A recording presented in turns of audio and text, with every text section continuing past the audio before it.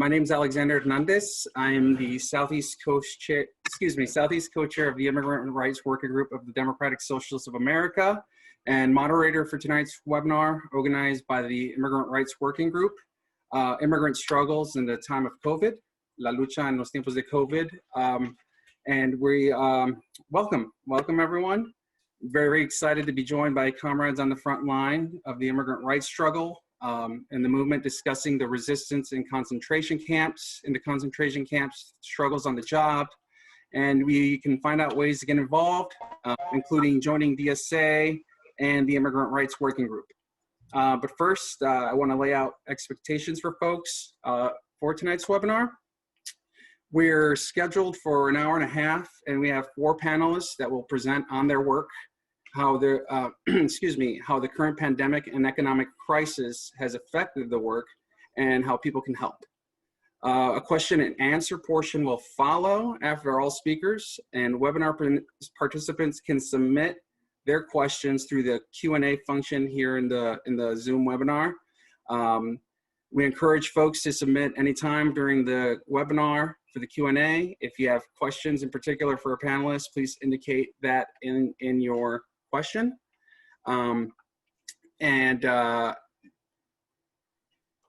Sorry, excuse me. We are also streaming on Facebook, and we're watching the Facebook stream there. So if you're watching on Facebook and you have any questions, we are monitoring those, and they'll get back to us here to get to our panelists. Folks, again, our folks are all welcome to introduce themselves again in the chat, where you're from, and connect with folks in the chat while you're here. And if you have any questions for our panelists, though, please make sure you do use the Q&A function. And now on to our panelists. I'm very excited for everyone to hear from the folks we have with us tonight. Our panelists are Adelina Nicholls, Executive Director with the Georgia Latino Alliance for Human Rights. The Georgia Latino Alliance for Human Rights educates, organizes, and trains the Latino community in Georgia to defend and promote their civil and human rights. And their work has been crucial here recently, exposing the atrocities taking place at the ICE detention centers in Ocilla, Georgia, both Stewart and Irwin detention centers. We're also joined by Edgar Franks, Political Director of Familias Unidas por la Justicia. Familias Unidas por la Justicia is an independent farm workers union of indigenous families located in Burlington, Washington, representing over 500 Triqui, Mixteco, and Spanish-speaking workers at Samuca Brothers Berry Farms. Familias Unidas por la Justicia formed on July 11, 2013, and in the hopes of securing a better future for the hands of harvesters in the local berry fields of Watacom and Skagit counties in Washington. And we're also joined by Rossy Alfaro from Migrant Justice, working in Vermont's dairy industry. Migrant Justice is a grassroots organization founded and led by immigrant farm workers sustaining Vermont's dairy industry. Their mission is to build the voice, capacity, and power of the farm worker community and engage community partners to organize for economic justice and human rights. She is joined with Madeline Sorrow, also of Migrant Justice, who will interpret for her. And finally, we have Jorge Mugica, immigrant and low-income workers organizer with Arise Chicago. Arise Chicago builds partnerships between faith communities and workers to fight workplace injustices through education, organizing, and advocating for public policy changes. Member of the National Council of National Writers Union and a co-chair of the Immigrant Rights Working Group as well. All right, so very excited. We have an awesome panel tonight, but before getting started with our guests, I want to briefly let you know about some resources that are available through the Immigrant Rights Working Group of DSA. The previous working group steering committee put together a wonderful organizing guide that is very useful in getting started, an introduction to initial steps in understanding and getting involved in the immigrant rights movement. Some of those steps, for example, I do have some links I could share that I'll throw up for folks to see. And let me just share my screen with y'all.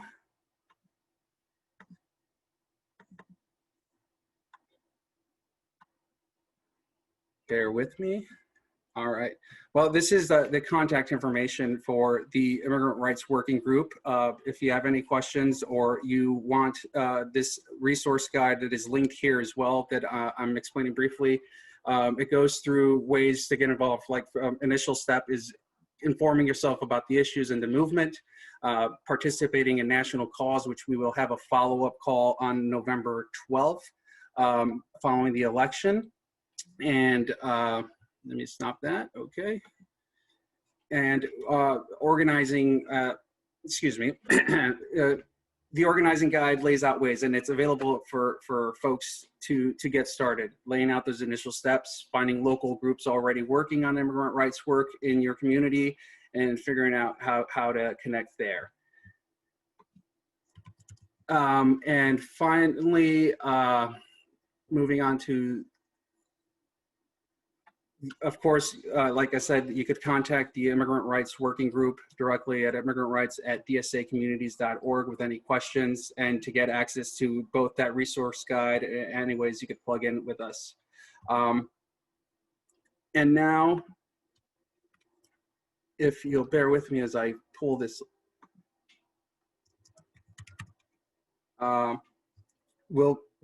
to our first panelist, for the night. I'm really excited to introduce Adelina Nicholls, Executive Director of the Georgia Latino Alliance for Human Rights. Georgia Latino Alliance for Human Rights, as I said earlier, they educate and organize in the Latino community in Georgia, and their work has been crucial in exposing the unnecessary hysterectomies being done at Irwin Detention Center. And again, I'm really excited that she's here to share with us about her work. Adelina, thank you for being with us. No, thank you. Thank you for having me.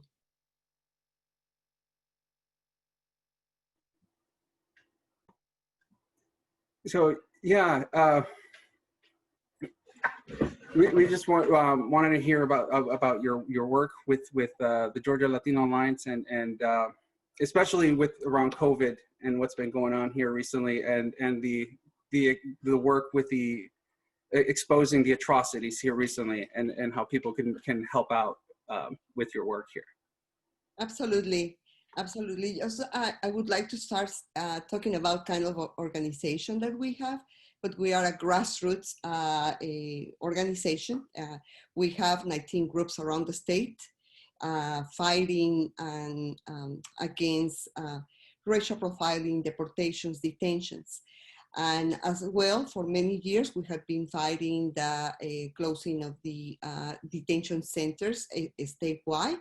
And part of the national movement of Free Them All, the need of the release of family members, friends, and loved ones that are detained at this moment as we are speaking in detention centers. But the news, like a couple of, I guess 1 month ago, that broke all the information about what is going on in Irwin Detention Center, was also a shocking news for us. We have been monitoring for many years in terms of medical abuses and all the needs that people that is detained in all detention centers are kind of complaining. But it was a really huge surprise when Mrs. Wooten, which was now is a former worker of the Irwin Detention Center, an African-American lady, mother of 5, decided to stand up and speak up. And that opened a huge venue of letting everybody know about the abuses in terms of medical practices. What we heard is at the beginning of when the news broke is that only 5 people had the doctor had performed them hysterectomies, but we have found out that many women have been subject of other kind of medical practices. And what is odd for us is that even many of our community members that are inside of these detention centers and in need of perhaps some prescription for cancer or for AIDS or for other issues, they are unfortunately they haven't received, they don't receive this kind of prescription. But what we see is these abuses in terms of women that were performed by that doctor at the from the Irwin Detention Center. Right now, the situation is we are working in different kind of levels. One is the litigation, looking to find out if we can file a lawsuit against that doctor, against the detention center, against ICE, against everybody that was involved in this.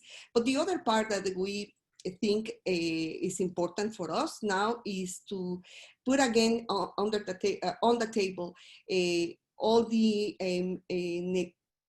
medical issues that many of our community members, men and women, are suffering, not only here at the Irwin Detention Center, but also at Stuart, as well, Folkestone, or Robert A. Dayton. There are local jails, many of you know, that are private jails that that have many of our loved ones detained right now. And at the same time, we see these under this federal government, how those apprehension rates and detentions and arrests have increased, in terms that they continue using our immigrant community as a political platform to gain more sympathy among those, in particular Republicans. And we are still to see what would be kind of the result of all these investigations that are right now. We had like 2 or 3 weeks ago, the presence of congressional visitations at the Irwin Detention Center. All the Hispanic caucus went to do their own investigation as well. We have filed the ONG, which is the a complaint to the office of the I forgot. We have filed a complaint to the office to the Inspector General, I remember. So, but this is where we are now. As I was speaking, probably we have they have organized a huge vigil outside of the Irwin Detention Center. As well, we have put out a request for donations to give commissary money to women that are in detention. Could be $10, $5, anything helps, to all the women that are detained. And also we have in plan already immigration bond fund. So when one of our members get detained, we are able to release them paying the bond. And this is like a national and community effort that I hope at the end of November, we can celebrate another kind of victories necessary for the community, Alexander. Thank you, Adelina. Thank you so much for sharing that. And we'll make sure to link to those different places where folks can help out to make contributions going forward. So I think we're going to go through the panel. Yeah, we're going to go through the panel, and then we're going to come back, do a Q&A at the very end. And up next, we have Edgar Franks, Political Director of Familias Unidas por la Justicia, is an independent farm workers union of indigenous families located in Burlington, Washington, which I'm going to stop and say I forgot to acknowledge it's People's Indigenous Day. It was noted at the top, but I skipped it and I didn't mean to. So I want to take a moment to acknowledge that we're here. This is and we're reclaiming it. Folks are reclaiming our land, because that's the big thing that a lot of folks don't talk about. But as socialists, we know the land is a big part of it. So sorry about that. Going back, I had to say that. But Edgar Franks, Political Director, Familias Unidas por la Justicia. They work with indigenous farmers located in Burlington, Washington. representing over 500 Triqui, which I'm pretty sure I mispronounced, and Mixteco and Spanish-speaking workers, formed in July 11th, 2013, with the hopes of securing a better future for hand harvesters in the local berry fields of Watacom and Saquita County. Edgar Franks, thank you for joining us. Take it away. Yeah, thank you for inviting us to be on this panel on behalf of the executive committee from our union and from the president and vice president. It's an honor to be here, especially on, as you just said, on Indigenous Peoples Day. Yeah, the 99% of the union, Familias Unidas, is Indigenous, Mixteco and Triqui people from Guerrero and Oaxaca. Farm workers that ended up in Washington State following the migratory circuit. So yeah, I think just hearing the stories right now from the detention centers, you know, we have a detention center here in Tacoma where many of our workers do end up. So we do want to send our solidarity, and if there's any way that we can support what's happening anywhere around the country, around our people that are imprisoned or detained, we'd like to support any way that we can, especially during this time of the coronavirus and the pandemic, where we know that help is probably not going to come anytime soon. You know, one of the few highlights that I've seen in our communities here is just the amount of mutual aid groups that have sprung up during the pandemic. You know, and that goes, I think that's part of our tradition from Familias Unidas, that because of that solidarity and that mutual aid that was provided for us by community groups and other unions and other immigrant groups and workers for the 3.5 years that we were on boycott and labor stoppages, work stoppages, we probably wouldn't have been able to be here without that support. So we want to give back any way that we can to make sure that our movements are strong and well resourced. Right now, I'm in Yakima in Eastern Washington, which once was the, I guess you could say, the capital of the coronavirus cases on the West Coast. We were invited here because of a group of workers that were in a warehouse packing, like apple packing warehouses, which dominate this whole area in the local economy. They went out on strike in May because of the exposures of the coronavirus that was happening here. It was at this one warehouse where we first got called. There was since we started counting, like over 60 cases of people being infected of coronavirus, and unfortunately a couple of the workers had passed away. And you know, the company never stopped. The production line never did any deep cleaning. Wasn't enforcing any 6 feet social distancing. Wasn't providing masks. So the workers organized themselves and went out on strike. You know, because we're one of the few organizations that that really do work with immigrants. I mean, everybody in our union is immigrants. We were called here to support. One of the things that really got us by surprise, I think, that just the amount of power that the industry has here, the agricultural industry, and how much they dominate the lives of all the workers here, and how much they control the political scene. That was one. I think another one, and a thing that was really surprising, that despite all the challenges that these workers had been facing for many generations, that they saw this opportunity as a way to organize themselves and really push for the changes that they had been denied for many years. Within the couple days that we got here, there was a strike of 180 workers at one processing plant. Within a couple of days, there was another strike of 100 and so workers at another plant, and another one, and another one, and another one. So we ended up having 7 of these processing plants going out on strike. And for the most part, 70% were women, of the workforce was women. All of them were going out on strike because of the of health and safety concerns. Um, and it was amazing to see that just the amount of power. I think for the first time, many of these workers had participated. This is the first time any of these workers had participated in any strikes of this sort, especially of this magnitude, especially in the Yakima County, Yakima Valley area here, where just thousands and thousands of warehouse workers and farm workers.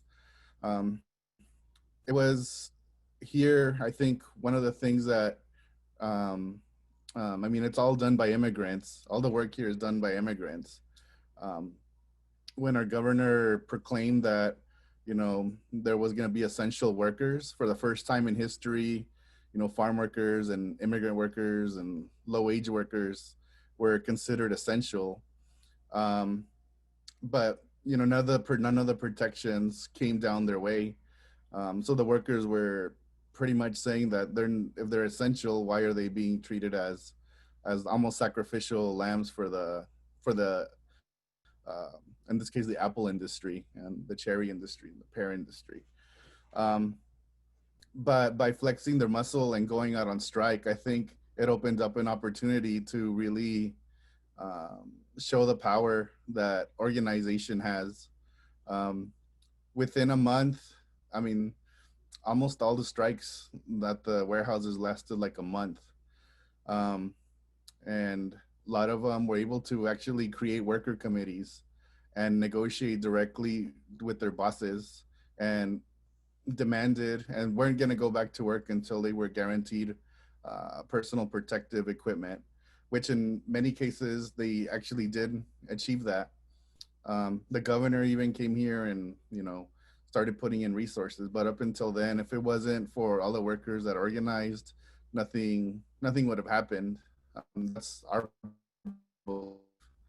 um, it was shocking to see that all the state agencies that are supposed to be protecting the workers weren't actually doing that, like doing the department here of similar to Department of Labor and Industries was in charge of doing in the inspections. They would go into these warehouses and find no violations or anything like that. So it was really upsetting to see that all the protective agencies that were supposed to be protecting us were failing us big time, especially when you got hundreds and hundreds of cases of coronavirus and the deaths piling up. And luckily, you know, the 6 warehouses did go back to work, and they got a lot of their needs met. There's a group of workers now at Allen Brothers, which is a huge warehouse here, that has now formed themselves into a new union and going for a union vote later this month. And hopefully that'll be one of the big success stories here in Washington State of workers organizing themselves during the coronavirus pandemic. And as far as the situation goes, there's still a lot of work to be done here, especially with farm workers, and we had wildfires, and there's a big H-2A visa program here, which I can explain later maybe in the question and answers. So we still have a lot of work to do, but we see this moment as an opportunity to really organize and seize the moment and go on the offensive against these corporations that have dominated farm workers and rural workers' lives and immigrant workers' lives. So we say that it's now or never. I mean, these conditions aren't going to get better if we don't organize and fight back.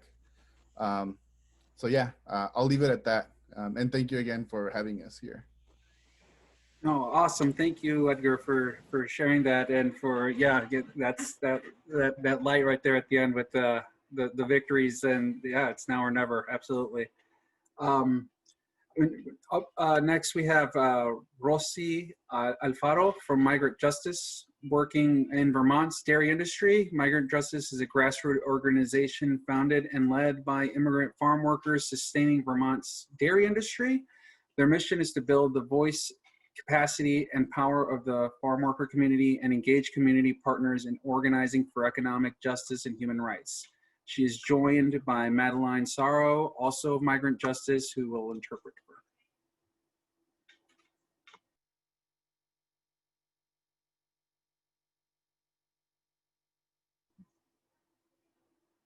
You're on mute, Rossy.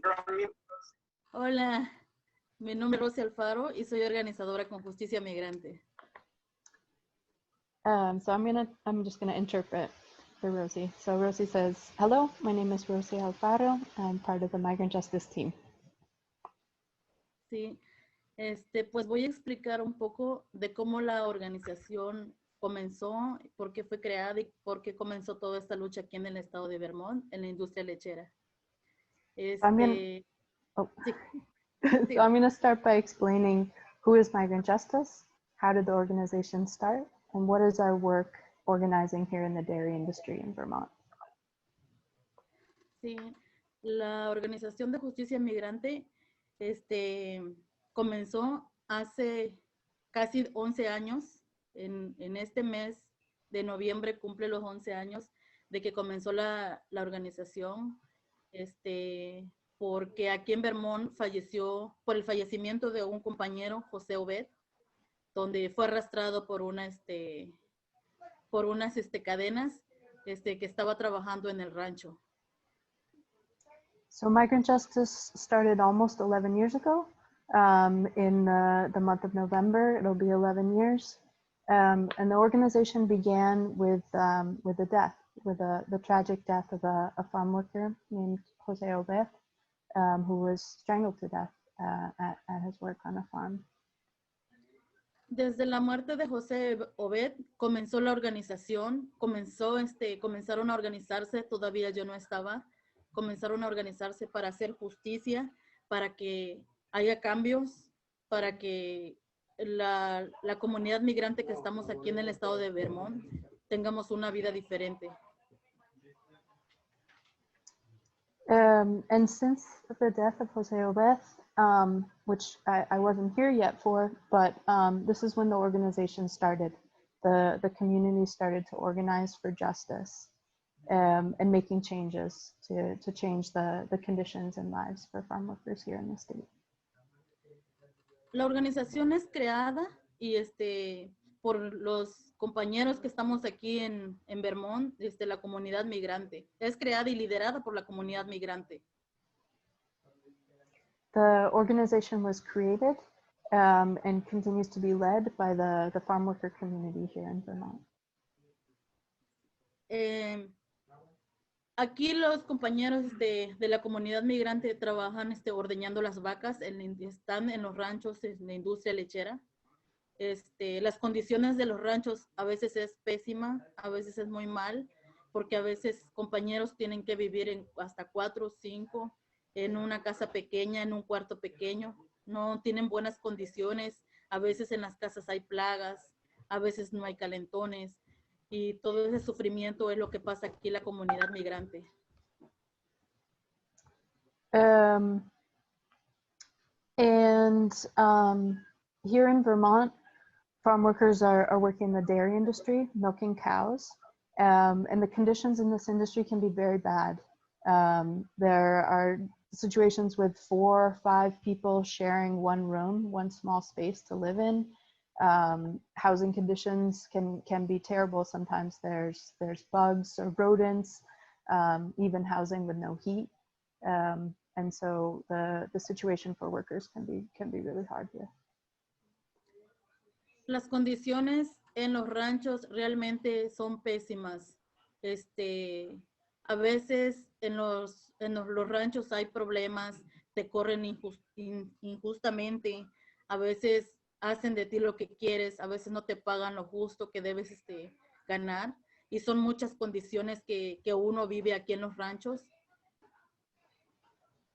The conditions here are really terrible on farms. There are problems with injustice, where bosses can do whatever they want.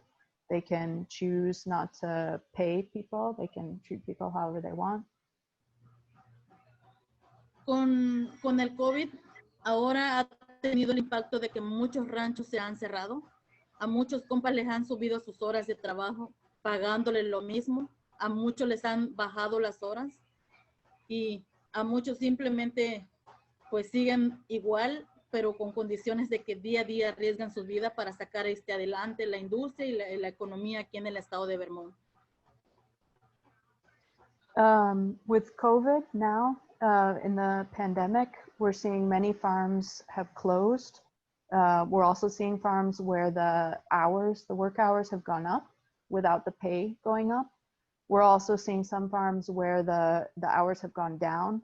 And there's some farms where the work is the same, but workers are having to risk their lives by continuing to go to work.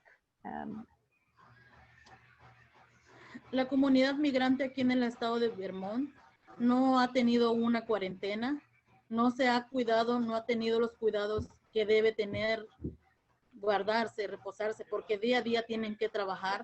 Muchos compañeros trabajan en la noche, toda la noche. Muchos compañeros trabajan todo el día, unos trabajan hasta 16 horas, 12 horas. Y es algo de que el gran impacto que ha tenido aquí en el estado de Vermont, aunque no han visto muchos contagiados, pero la comunidad migrante es la que no ha dejado de trabajar por ningún momento. The farm worker community here in Vermont hasn't been able to quarantine. We haven't been able to walk away from work. We're continuing, some people working all night, other people working all day. The hours are very long, sometimes 16 hours or more. And this is having a huge impact. Even while we haven't seen a lot of actual COVID cases, we're seeing that the community is having to put themselves at great risk to continue working.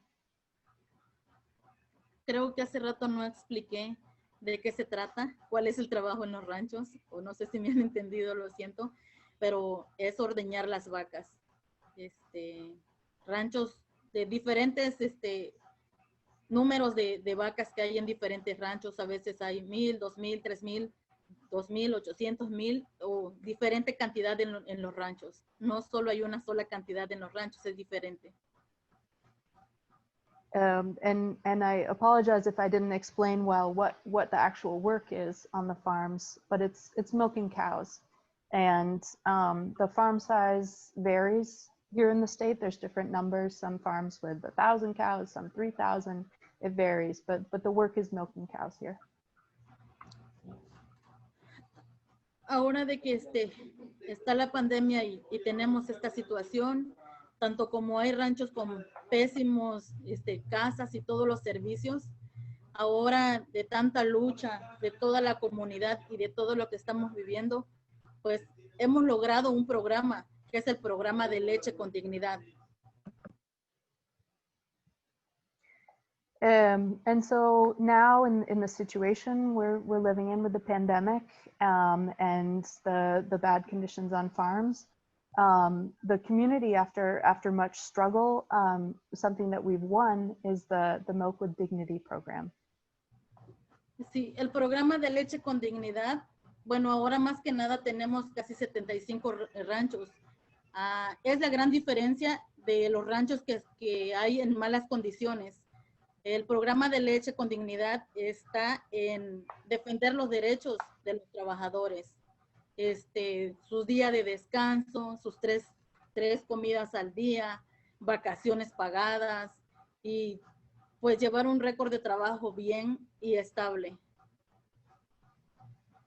And the Milk with Dignity program, now it's covering around 75 farms in the state, and it's created a huge difference between farms where there are good conditions and farms where there continue to be bad conditions, because Milk with Dignity creates a way for us to defend our rights as workers.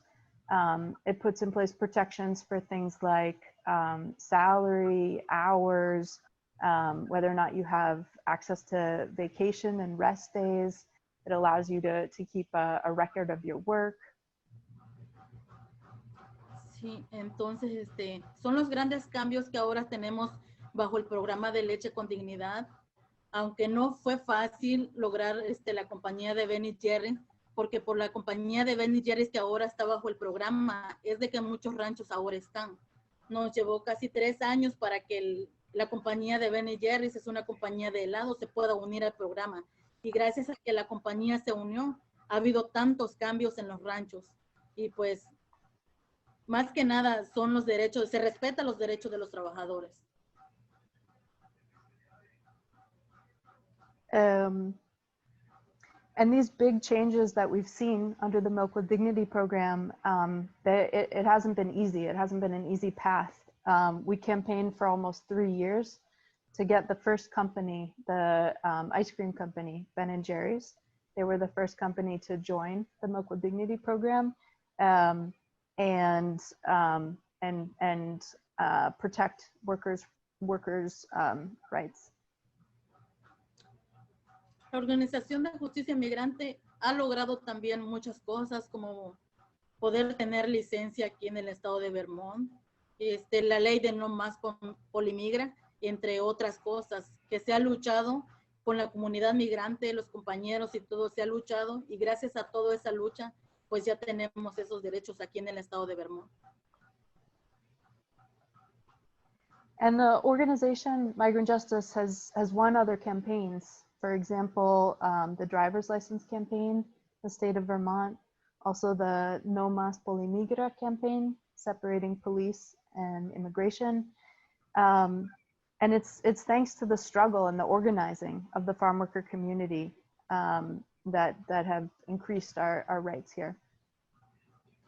Se ha luchado porque queremos que nuestros valores como migrantes sean valorados. En realidad, nunca hemos sido valorados por el gobierno. Ahora que está la pandemia, para el gobierno somos esenciales.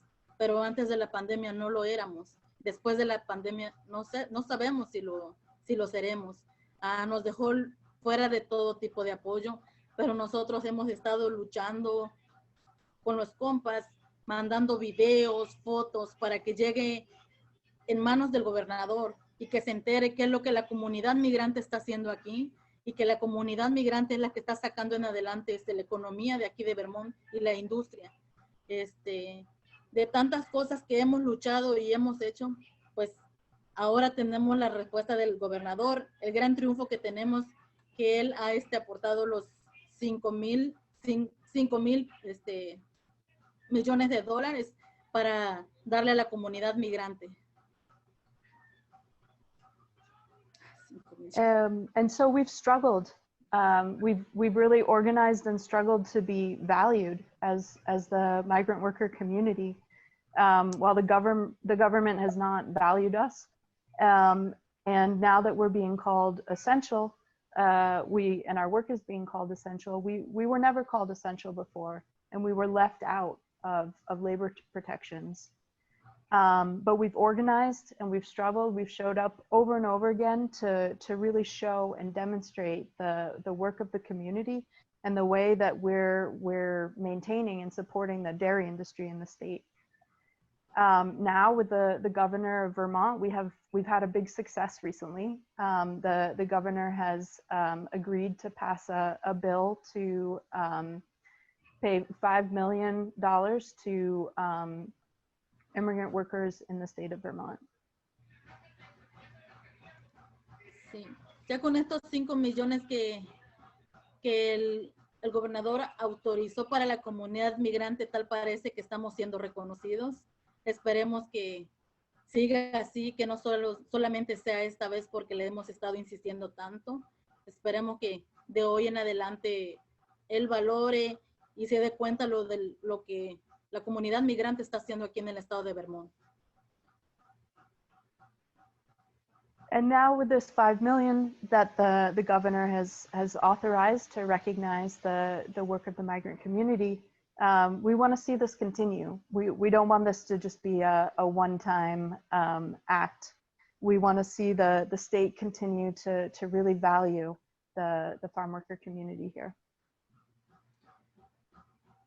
Eso fue un poco el resumen de lo que nosotros estamos haciendo como justicia migrante aquí en el estado de Vermont. Espero y haya expresado lo poquito o dudas o todo lo que ustedes tienen. Yo lo puedo resolver en cualquier momento, pero eso es un poquito la historia de lo que la comunidad migrante vive aquí en el estado de Vermont. So this has been a bit of a taste of what Migrant Justice is doing in the state of Vermont. Please reach out to me. I'm happy to share more, but this is just a little taste.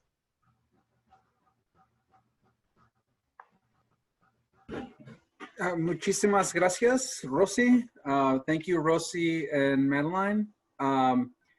We will be moving on, or I just want to remind folks, we have questions coming in the Q&A section. So yeah, if you have any questions, make sure you submit those through the Q&A and not on the chat. And we'll go through those here following Jorge Mugica, who's our last speaker. Jorge Mugica is immigrant and low-income workers organizer with Arise Chicago.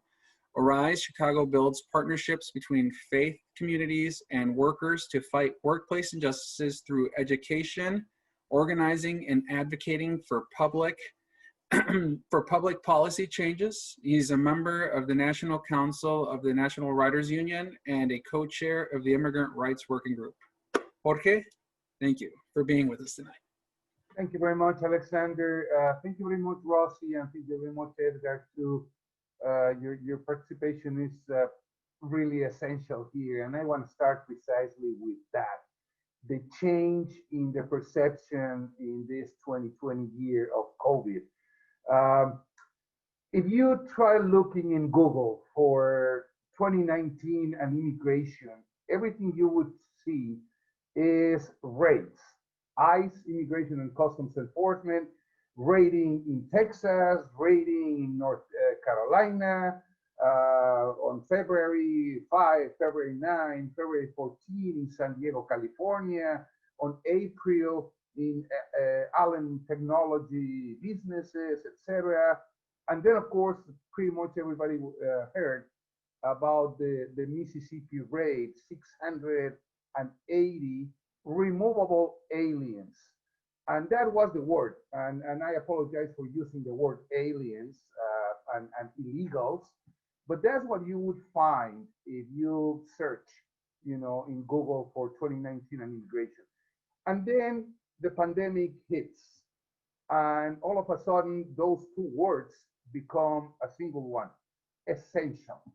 When the pandemic hit, 70% of non-Hispanic workers, non-Latino workers, went to work online. On the contrary, 60% of all Latino workers went to work as usual. They were classified as essential.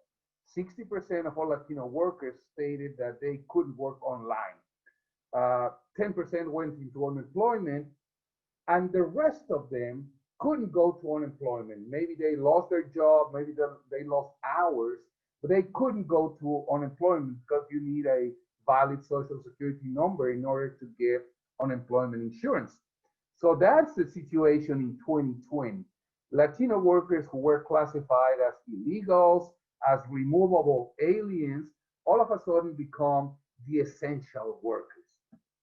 And what happened in the workplace? Let me give you a little bit of data. Unfortunately, only 2 states so far have revealed some data regarding workplace outbreaks of COVID or coronavirus, the state of Utah and the state of Oregon.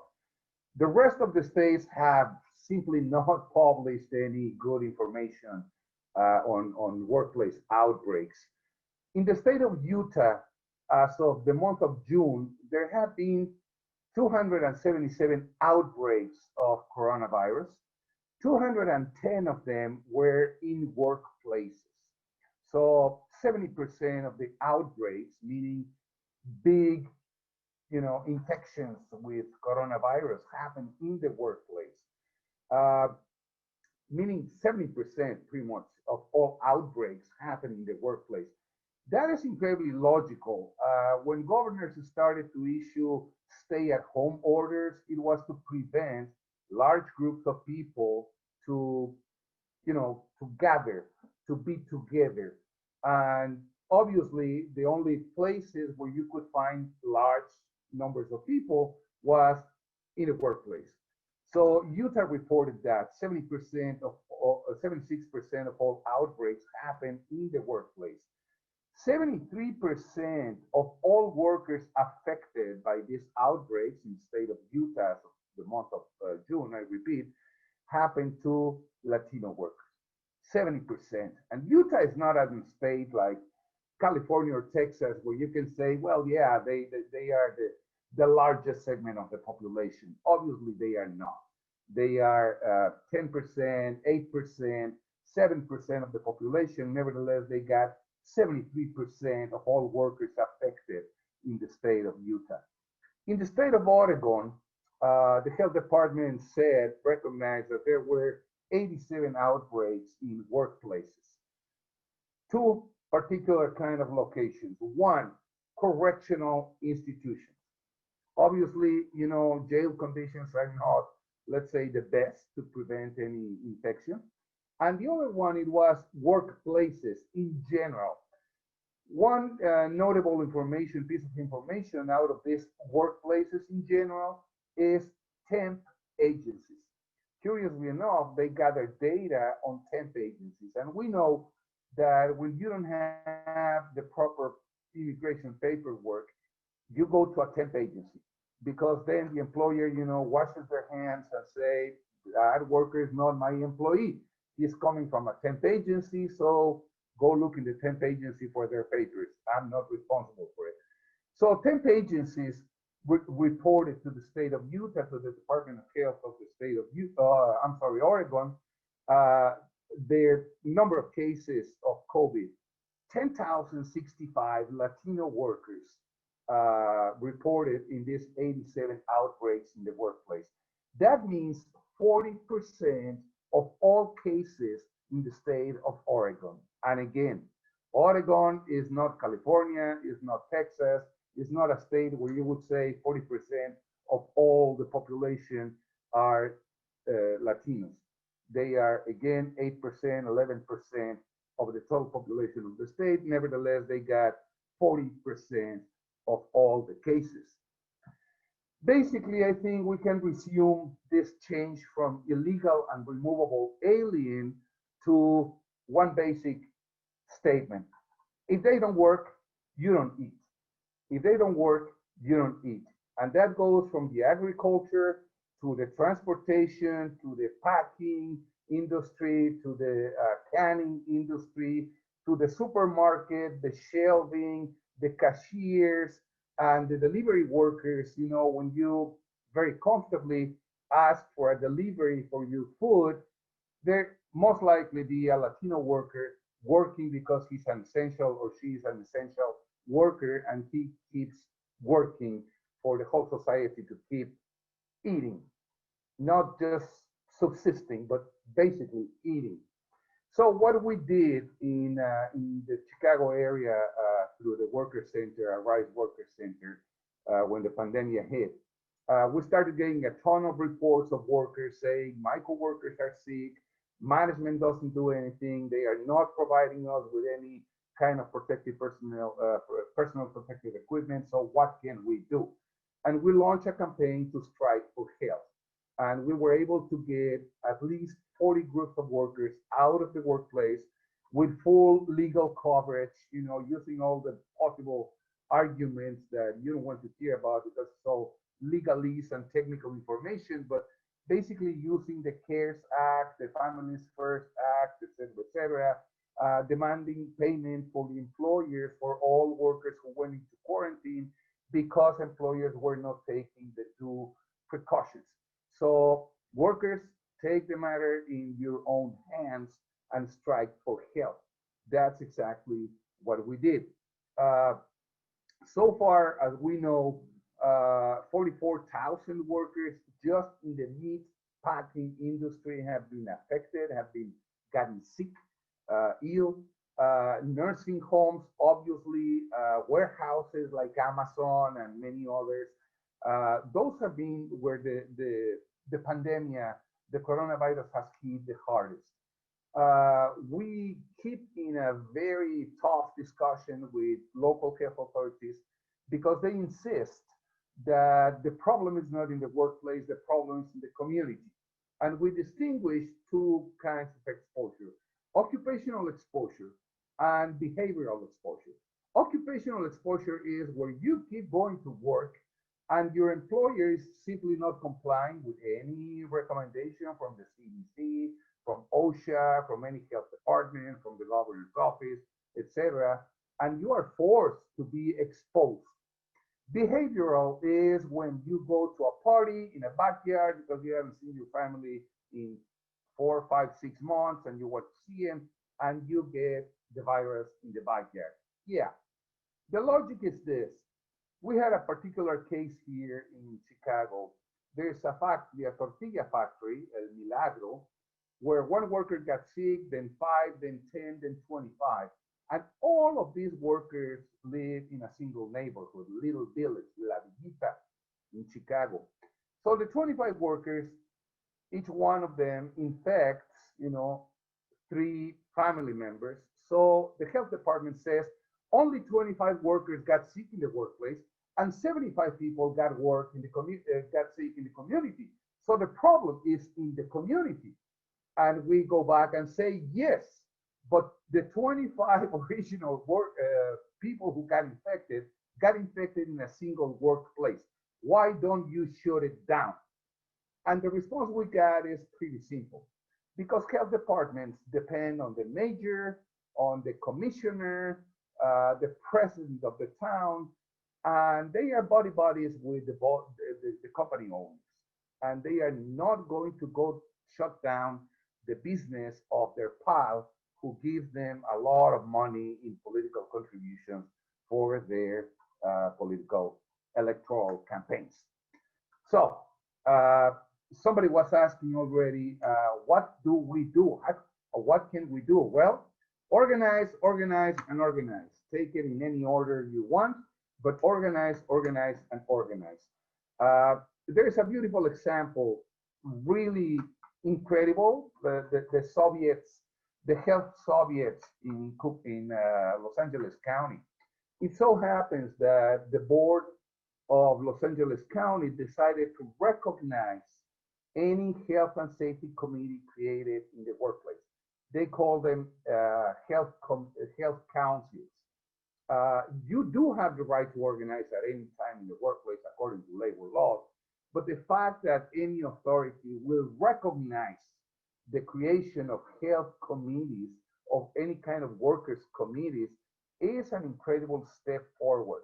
I would encourage everybody to take a good look at the LA County, the Board of Commissioners, or they go by some other name, I don't remember, it's not commissioners, but the LA County, look at the example, look at this decision to recognize the workers' councils, and these workers' councils will become eventually the inspectors the health department does not have. The LA County recognized that there's no government agency ever that is going to have enough inspectors to go and visit all the workplaces, and not even enough personnel to assist the workers over the phone. So they simply said, okay, we will recognize the workers' councils, workers' health councils created in the workplace, and they will become the new workplace inspectors. They will surveil their workplaces. They will check if there are personal protective equipment or not, health conditions, etc. I think that's the right thing to do, and I will push for everyone to take a good look at that and go ahead and push for that in every possible location. I don't know how long I was talking, but I think that's good enough for starting. Thank you. Excellent. Thank you so much, Jorge, for that. Now we'll move on and segue to our Q&A. We've had a lot of questions come in. If you have any, remind y'all to please submit those through the Q&A portion there in the Zoom webinar. Also, if you're watching on the Facebook, we are monitoring that stream. So if you have any questions, feel free to add them there, and we could try to get those to our panelists. All right, I'll go through in the order as which folks spoke, but it looks like I'm going to start off with Edgar. There's a question that came up for you on here it goes in line to what Jorge just was talking about. But in light of the failures of the state to protect the workers in the workplace, as you described, what can be done in short and long term to change that? And is there a path to worker protection through pressuring agencies or politicians? No, I think Jorge got it right. The state, and the examples were just given right now about how not important the issues of immigrants or immigrant communities are, how low a priority it is for state officials and many agencies. So I think what Jorge was saying it's the truth about organizing, that there is no, in our neck of the woods here in Washington State, there is no, to quote Margaret Thatcher, there is no alternative, and we have to organize as the ways to protect ourselves, to really put pressure on the agencies. One person or a couple people can try to file complaints and try to follow that process, but we found that it was practice in futility here. Even by turning in over 200 formal complaints to the agencies, it was the follow through and the enforcement of labor laws didn't really get enforced for the workers. Most of those investigations always sided with the employers. So I think the only way that we can fix problems in our workplace is through organizing unions. That's the only way that we've been seeing it work here in Washington State, and using that vehicle of a union to try to, if there is no laws that are existing, then use that union vehicle to really put pressure on lawmakers or policymakers or whatnot. But organizing our workplace and being part of a movement has shown to be the most effective way to really highlight the injustices, and also to have the solutions that are needed. They have to come from the workers. But yeah, that's the way that we've been trying to do it here in Washington for at least since May. And it's been, all the gains have been slow, but I think we've been shifting the narrative, and now people are finally paying attention to what's happening in the warehouses and in the farms. Can I follow up Jorge, I just wanted to follow up with Edgar on one real quick thing on that. And shifting the narrative, is there anything you could share about what you've done there and how you've, and to shift that? I didn't hear the last part, but I think you said something about shifting the narrative. I think for the longest time, I think people have just expected immigrants, and through the whole cycle of secure communities and ICE raids, and people have this idea that immigrants are scared, or I don't know, at least that's the feeling that I get here, or they don't complain much at work, so they must like it, or but that's not the case. Workers, I think, for us, I think we want to open up the political space for workers to step in, and for them to lead themselves. and really show the potential of the organizing power. I think it's been demonstrated over and over again, kind of what's been happening with the detention centers, even in the harshest conditions. People inside are organizing. You know, in 2006, when the Sensenbrenner bill was going to hit, um, uh, there was a huge mobilization for immigrant rights, and it really, you know, that really ignited a lot of other movements. So we have all these instances of immigrants really leading a lot of these movements.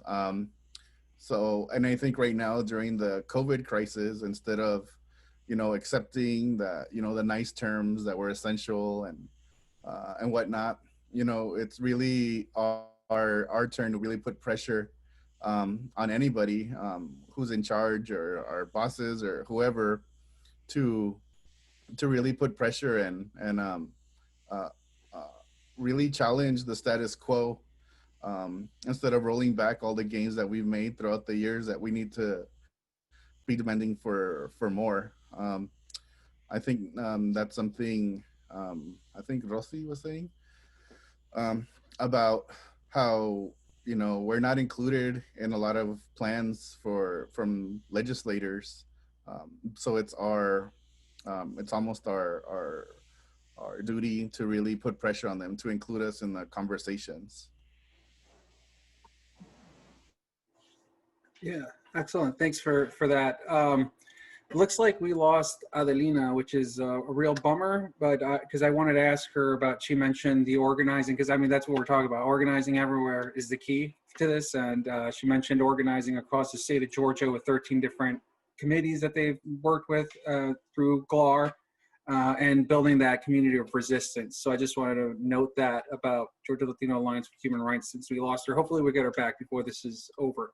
But I'll move on to a question for Rossy. You had a few come up here from folks. So I'll go through two of them. Do the farms, para Rossy, do the farms have an organization to which Migrant Justice can approach to achieve a greater number of farms in the milk with dignity protections?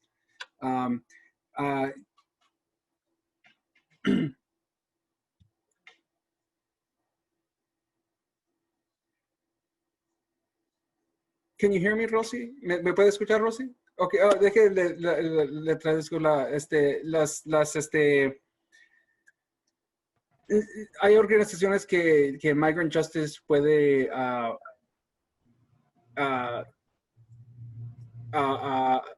¿cómo se dice la palabra? En ponerse en partnership para hacer para tener más números en el proyecto de la campaña de Milk with Dignity.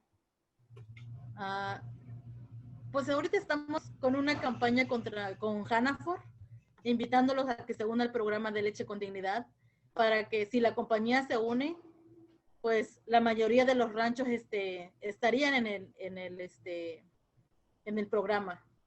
Si Hannaford acepta estar bajo el programa de Leche con Dignidad, sería la mayoría de ranchos. Es una de las empresas, una de las compañías más grandes de aquí de Vermont. Entonces, ahorita estamos con Hannaford.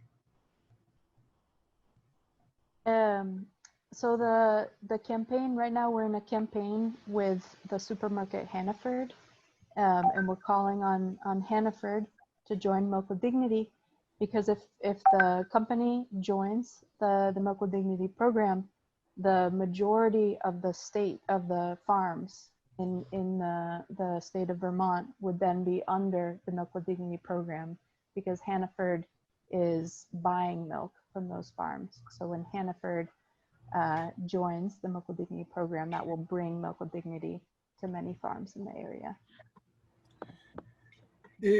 Otra pregunta para Rossy, another question for Rossy. Aparte de donar dinero, ¿cómo podemos ayudar a ustedes si no vivimos en Vermont?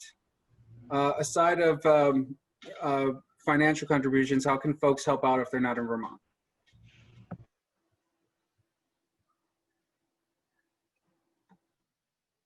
Hemos hecho acciones. De hecho, el sábado pasado hicimos una acción.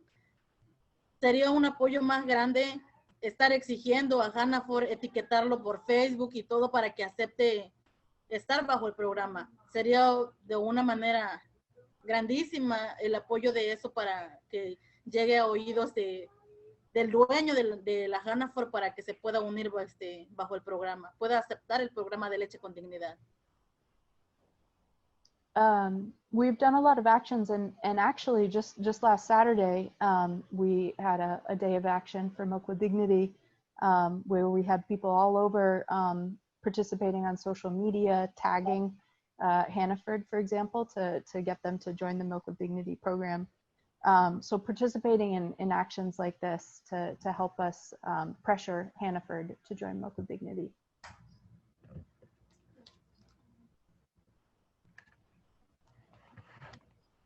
Gracias, thank you. Now a question for Jorge. And I just wanted to see if you could share with us more about how worker centers work and in terms of and how they relate, how they're different from like your traditional union. And I think a lot of our members and folks out there don't necessarily know and don't know what worker centers are. So is that something you could share light with us today? Yes, of course. Thank you very much. We describe worker centers as a community organization focused on workplace problems. We do not represent, legally, we are not a labor organization, and we do not represent workers in collective bargaining agreements. What we do is to train, educate workers, and support them, support their struggles. And most of the people we see, obviously, is people without labor unions, people labor unions would not touch because of the small size of a workplace. If we get, 9 restaurant workers, the restaurant workers union is not going to launch a unionizing campaign. It's too complicated to organize only 9 workers, but we can do that. We organize them regardless of labor union, just with the rights protected by the labor laws. So we train mostly, educate mostly, and then organize and support workers to face their own employer. You don't need a labor union to be organized in the workplace. Of course, the highest level of organizing in the workplace is a labor union. And in so many cases, we have organized workers into labor unions. We collaborate with different unions whenever there's a chance to organize them into a labor union. But if there is no chance to organize them into a labor union, we organize workplace committees. It may be health and safety committees. It may be wages committees. It may be just respecting the workplace committees. And that's good enough under the labor law to keep a group of workers organized. Even when we organize workers into labor unions, we go through months of training these workers, organizing workplace committees before we call a union. So when we call a union organizer, the workers are already organized. And we just pretty much handed them over to a labor union in order to be legally represented in the workplace and sign a collective bargaining agreement. That's the big difference, I think, between worker centers and labor. Excellent. Thank you for that. With that, I want to thank all of our panelists for coming, for joining us tonight. This was a wonderful discussion. And clearly, there are plenty of opportunities to plug into the work, and we'll make sure that everyone who's here tonight has contacts and ways to plug in with folks from everything that was mentioned on tonight's call. And as everyone is ramping up for the election, including DSA endorsed candidates across the country, we're asking folks to find a political home. And if you haven't joined DSA, now's the perfect time to plug into one of the hundreds chapters across the country and join DSA today. If you're already a member, join the Immigrant Rights Working Group. We have a follow-up call after the election on November 12th. Everyone, again, who signed up today will get follow-up and details about that. And if you're watching on the YouTube or Facebook, you could always email us directly at immigrantrights@dsacommittees.org. That's that's immigrantrights@dsacommittees.org for any information about how you could plug in. Again, I want to thank all of our panelists, Adelina Nicholls, Executive Director of the Georgia Latino Alliance for Human Rights, Edgar Franks, Political Director of Familias Unidas por la Justicia, Rossy Alfaro and Madeline Sorrow of Migrant Justice, and Jorge Mugica, organizer with the Rise Chicago, member of the National Council, National Writers Union, and a co-chair of our very own Immigrant Rights Working Group. I want to give a special thanks to Michael and Priscilla on staff for helping put this together. The Immigrant Rights Working Group co-chairs, Dwayne, Ashley, Brianna, Jose, and Deborah. And thank you all for joining us tonight. Remember, we have a world to win. Good night.